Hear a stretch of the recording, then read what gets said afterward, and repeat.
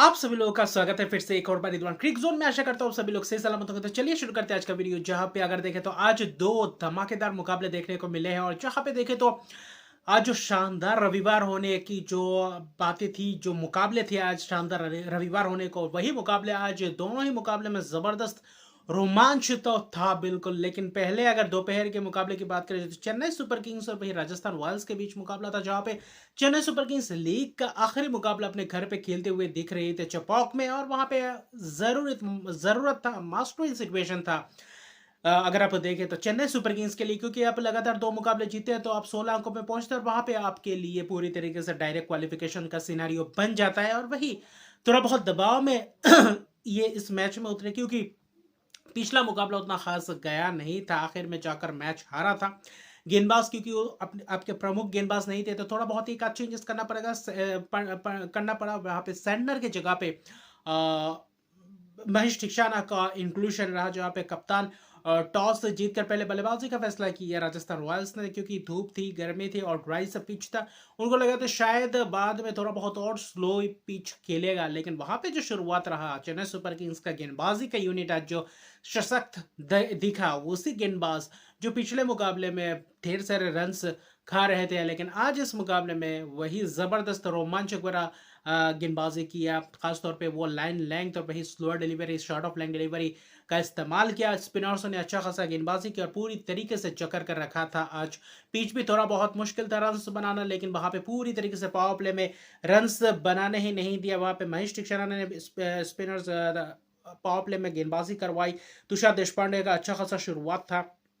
शार्दुल ठाकुर ने भी आकर अच्छा खासा गेंदबाजी किया और पावर प्ले में सिर्फ 42 से महज रन बना पाए थे, जहां पे पावर प्ले के बाद ऐसा लग रहा था कि पावर प्ले तक अच्छा खासा पार्टनरशिप बिल्डअप कर रहे थे यशस्वी जायसवाल और जॉस बटलर, क्योंकि राजस्थान रॉयल्स की तरफ से भी दो ही सिर्फ ओवरसीज से आप उतरे थे। वहां पे विकल्प बाकी ओवरसीज का था, जहां पे आप गेंदबाजी में यूज कर सकते थे, लेकिन सभी शुभम दुबे उनके साथ ही भी गए। ध्रुव जुरेल का वापसी हुआ, तो बल्लेबाजी में यशस्वी जायसवाल, जॉस बटलर ना खास चल नहीं पाए। उसके बाद पावर प्ले के बाद जो और बहुत मैच फंसा, जहां पे सिमरजीत सिंह का ओवर आया, उस स्पेल में जबरदस्त हर एक ओवर में विकेट चटका रहे थे। शॉर्ट ऑफ लेग डिलीवरी, वहां पे कैच दे बैठे जायसवाल। फिर बटलर को भी वैसे ही देखे तो लैप शॉट मारने गए थे और वहां पे स्कूप सा करने की कोशिश, वहां पे फाइन लेके हाथों कैच दे बैठे थे। वैसे ही 21 रन 24 रन शुरुआत मिला था, उसको बड़े लंबे पारी में तब्दील नहीं कर पाए। संजू सैमसन कप्तान भी सिर्फ 15 ही रन महज बना पाए। जबरदस्त आक्रामक रवैया अपनाने गए थे, वहां पे शॉट मारने गए थे, वहां पे अपना विकेट गवाते चले जा रहे थे। अब बीच में उतना खास पार्टनरशिप्स दिखे भी नहीं थे, खासतौर पर थोड़ा बहुत 30-40 रन का पार्टनरशिप्स। लेकिन उसके अलावा ध्रुव जुरेल और रियान पराग ने भी थोड़े बहुत पार्टनरशिप पनपने की कोशिश की, लेकिन वहां पे धीमे से रह गए थे और रन बिल्कुल भी आए नहीं थे। और वहां पे पूरी तरीके से तुषार देशपांडे और आखिर में शार्दुल ठाकुर ने भी अच्छा खासा गेंदबाजी किया। आज 5 गेंदबाजों का इस्तेमाल किया, लेकिन सभी के सभी गेंदबाज अच्छा खासा दबाव में डाल के रखे राजस्थान रॉयल्स के बल्लेबाजों का। हालांकि रियान पराग 2 कैचेस भी छूटे थे, उनको 2 जीवनदान मिला था, जिसके तहत 47 रन महज बना पाए। 3 छक्के भी जड़े 35 गेंदों में।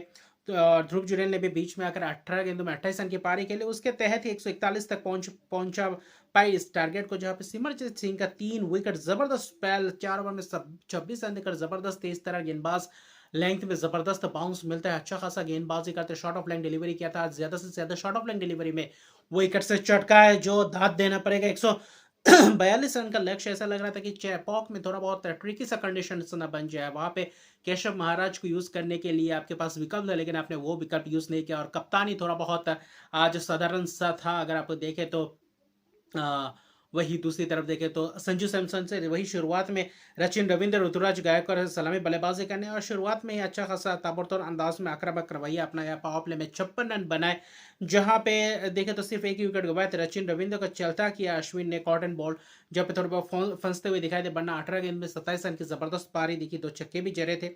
फिर ऋतुराज गायकवाड़ पूरी तरीके से धीमे खेल रहे थे, राणा बॉल से भी कम खेल रहे थे, क्योंकि आज उतना जरूरत नहीं था। आज उनको देखें तो रन्स पार्टनरशिप बिल्डअप करने की कोशिश, क्योंकि स्लोई से पिच था, थोड़ा बहुत ज्यादा आक्रामक रवैया होते हुए दिखाई नहीं दिए पहले शुरुआत में। बाकी डेरियल मिचेल ने भी आकर आखिर में चाल ने उनको चलता किया। चाहल का स्पेल जबरदस्त था। अगर राजस्थान रॉयल्स की बात करें तो 4 ओवर में 22 रन देकर 1 विकेट, नरेंद्र बर्गर को यूज किया।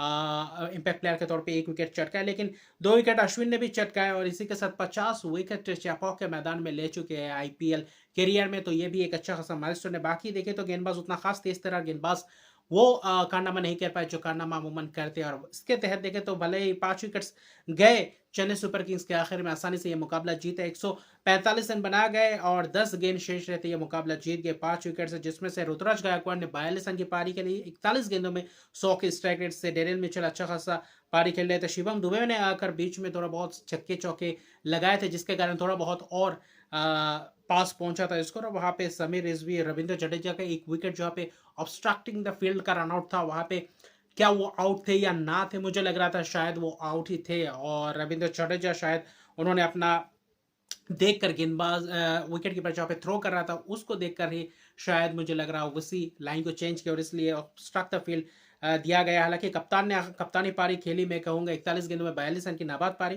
और बाकी आज उतना खास ताबड़तोड़ अंदाज में बल्लेबाजी करने की जरूरत नहीं थी। यह था कि थोड़ा बहुत जल्दी फिनिश करते तो शायद रन रेट्स और थोड़ा बहुत बेहतर करते, लेकिन सिर्फ जीतने को देखिए 18.2 ओवर में खत्म किया मैच 5 विकेट के साथ। खास तौर पर देखें तो मास्टर मुकाबले में 2 महत्वपूर्ण अंक, और चेपॉक में लीग स्टेज का यह आखिरी मुकाबला था, तो वहां पे अपने घर में भी जीत अर्जित किया, और राजस्थान रॉयल्स ये लगातार 3 मैचेस हार चुके हैं, उनके लिए भी थोड़ा बहुत चिंताजनक बात है। अगर खास तौर पे देखें तो गेंदबाज से उतना खास आज घटा नहीं, स्पिनर्स ने थोड़ा बहुत आज चहल ने दिखाया था, नंद्रे बर्गर ने थोड़ा बहुत आखिर में गेंदबाजी की, आबिश खान ने भी, लेकिन फिर भी देखो संदीप शर्मा ट्रेंट बोल्ट से उतना खास आज मदद मिला नहीं। अश्विन को भी थोड़ा बहुत रन पड़े, लेकिन 2 विकेट्स भी चटका कर दिए, और थोड़े छोटे छोटे पार्टनरशिप्स में ही ये इस मैच को ख़त्म किया जीत के तौर पे। और वही दूसरी तरफ देखें तो जो दूसरा मुकाबला था रॉयल चैलेंजर्स बेंगलुरु और दिल्ली कैपिटल्स के बीच, वहाँ पे था रॉयल चैलेंजर्स बेंगलुरु का बहुत मस्ट विन, उनके लिए भी मस्ट विन सिचुएशन था, और खास तौर पे ये था कि टॉस दिल्ली कैपिटल्स जीते थे, टॉस जीतकर पहले गेंदबाजी का फैसला किया था, ये लाजमी था क्योंकि आप चेस करने को जाते इस मुकाबले में, और शुरुआत में विराट कोहली और फाफ डु प्लेसी ने शुरुआत तो अच्छा खासा किया था अगर आप देखें तो, लेकिन वहीं पे अगर आप ख़ास तौर पे देखें तो बहुत ही ज़बरदस्त शुरुआत, उतना नहीं कहूँगा लेकिन फिर भी शुरुआत अच्छा खासा कर दिए थे। ईशांत शर्मा, खलील अहमद, मुकेश एक से एक गेंदबाज को रोटेट कर रहे थे, और पावर प्ले में स्पिनर्स आखिर में अक्षर पटेल ने आखिरी ओवर डाला था, पावर प्ले में अच्छा खासा रन से बटोरे भी थे। अगर आप देखें तो 61 रन बना दिए थे, जिसमें से 2 विकेट थोड़ा बहुत जल्दी जल्दी गिर गए थे। 23 रन पे पहला विकेट गिरा था डुप्लेसी का, जो शुरुआत में मुकेश कुमार ने चलता कि अच्छा खासा कैच था फ्रेजर मैकर का, फिर विराट कोहली छक्के का अगर नो लुकिंग शॉट जो ईशांत शर्मा को उस ओवर में थोड़ा बहुत हंसी मजाक भी चल रहा था उन दोनों के बीच, क्योंकि दोनों ही दिल्ली से आते हुए और वही अंडर 19 से खेल लेते, तो थोड़ा बहुत चल रहा था उनके बीच, और फिर उसी ओवर बहुत ही इंटरेस्टिंग बना दिए थे ईशांत शर्मा ने, जहाँ पे आउटसाइड ऑफ स्टंप में किए गेंदबाजी, चौके भी लगाए, आउटसाइड एज भी लगा, स्लिप रहता तो कैच रहता। विराट कोहली आज अंधाधुन पारी के लिए 3 छक्के लगाए, 13 गेंदों में 27 रन की छोटी सी पारी थी, लेकिन उसी ओवर में चलता भी किया, एक छक्का चौका लगाया, लेकिन फिर भी वही आउटसाइड ऑफ स्टंप, और वहाँ पे थोड़ा बहुत ऑफ स्टंप के थोड़ा बहुत बाहर, और वहाँ पे आप लेग स्टंप पे खड़े थे, और वहाँ पे फिर से वही दूर से शॉट मारने की कोशिश की, कीपर के हाथों में कैच दे बैठे थे, और ये महत्वपूर्ण विकेट था। उस वक्त ऐसा लग रहा था कि शायद रन गति कहीं कम ना हो जाए। वही पाटीदार और विल जैक्स की प्रदर्शन आज फिर से एक और बार देखने को मिला, और लगभग 90 रन के करीब पार्टनरशिप्स बनाए दोनों के बीच उस बीच, और 10 ओवर्स में 110 रन थे 2 विकेट के नुकसान पे, वहाँ पे कैचेस भी छूटे, और कुलदीप यादव को भी आज रन परे, खासतौर पे देखें तो 10 ओवर्स तक लगभग दरकिनार से कर दिया था दिल्ली कैपिटल्स को रॉयल चैलेंजर्स बेंगलुरु अपने घरेलू ज़मीन पे। और दूसरी तरफ अगर आप देखें तो रन्स बिल्कुल बनते हैं चिन्नस्वामी में, और वहाँ पे 200 प्लस रन्स अमूमन नहीं बनते हैं, लेकिन इस मुकाबले में ज़रूरत था कि कैसे रन्स बनाते हैं, क्योंकि रजत पाटीदार और अगर आप देखें तो विल जैक्स को जो मौका मिला, कैचेस जो छूटे, थोड़ा बहुत एक आध कैचेस आसान सा था, फिर से वही पिछले मुकाबले में देखें तो कैचेस छूटा, तो वहाँ पे अर्शदीप के पारी, फिर से आज भी अर्शदीप के पारी 52 रन की पारी खेल गए, अहम पारी, फिर विल जैक्स ने भी उनके साथ साझेदारी में निभाया, और अच्छा खासा 29 गेंद में 41 रन की पारी विल जैक्स ने भी खेली, छक्के रजत पाटीदार ने स्पिनर्स को आड़े हाथों लिया था, जबरदस्त बीच में रन बना रहे थे। फिर देखें तो रसिक सलाम का ओवर जब आया, वहां से विकेट्स गिनने का सिलसिला शुरू हुआ। 10 ओवर में 110 था और आखिरी 10 में सिर्फ और सिर्फ 77 रन के करीब ही बने, जहां पे 7 विकेट चले गए थे। बीच में ग्रीन ने भी 32 रन की नाबाद पारी खेली, लेकिन फिर भी देखें तो रन्स बनाना थोड़ा बहुत मुश्किल सा कर दिया था। अक्षर पटेल ने भी अच्छा खासा स्पेल किया और वही मुकेश कुमार ने 1 विकेट चटकाया। मुकेश कुमार का भी जबरदस्त स्पेल। राशिक सलाम ने 2 विकेट चटकाए 3 ओवर में 23 रन देकर, 1 ओवर शेष रह गया था। ये देखें तो खलील ने भी आखिर में 2 विकेट चटकाए, जबरदस्त स्पेल रहा था। 1 ओवर मुकेश कुमार का भी रह गया था।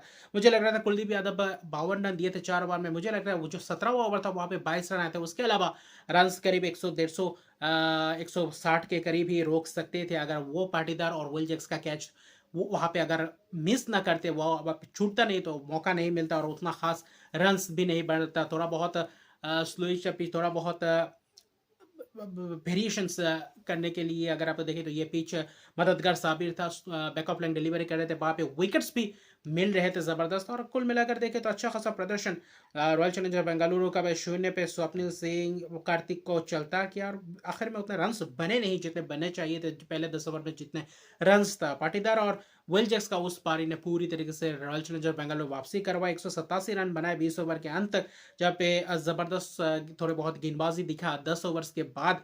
और वही 188 रन का लक्ष्य ऐसा था क्योंकि आज ऋषभ पंत थे नहीं, अक्षर पटेल कप्तानी कर रहे थे और कप्तान से भी कैच आज छूटे और अच्छा खासा कैचेस भी पकड़े।